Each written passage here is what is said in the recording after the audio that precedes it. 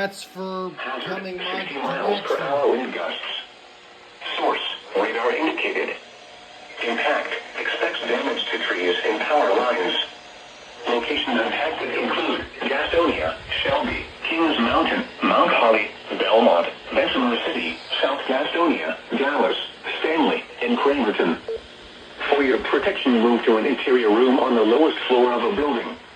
Please report damaging winds, hail, or flooding to the National Weather Service by calling toll-free 1-800-267-8101 or by posting on our Facebook page or tweet it using hashtag NWSGSP.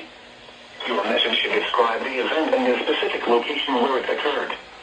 Repeating, a severe thunderstorm warning has been issued until 8:45 p.m. Eastern Daylight Time for the following counties in North Carolina, Cleveland, and Gaston. Cleveland Gas.